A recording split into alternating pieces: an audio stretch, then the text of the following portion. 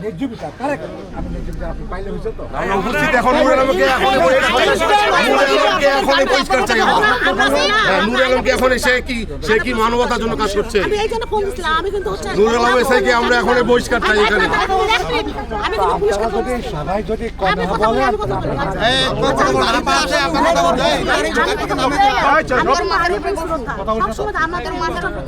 আমরা কিন্তু কথাটা বলছেন কথাটা এখন উত্থাপিত হয়েছে কি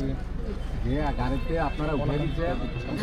কে বা কেমন দরকার নাই আমার কাছে যে আইন তার করতে আমাদের কাজ নিজে আইনের কাজটা করা প্রকৃত অপরাধীকে শনাক্ত করা তাকে আইন উদ্ধার হয়েছে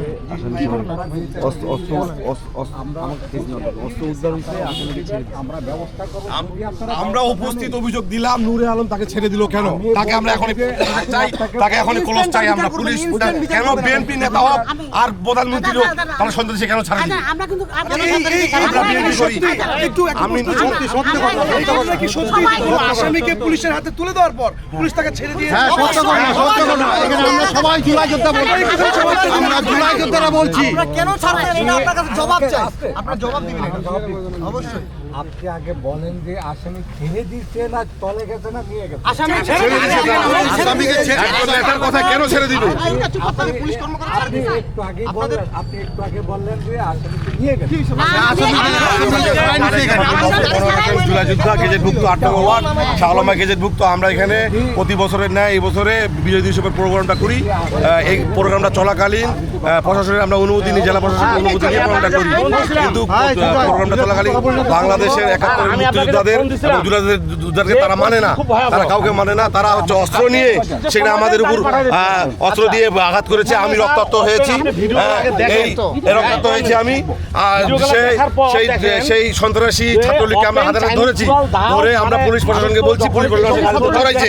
ছাত্রলীগের ছেলে হ্যাঁ চলার পরে আমরা তাদের বুঝতে যাই না কার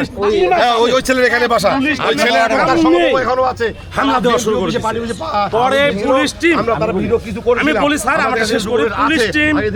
অন দা স্পটে আসামিকে ধরছে ধরার পর এই আসামিকে গাড়ির মধ্যে টাকার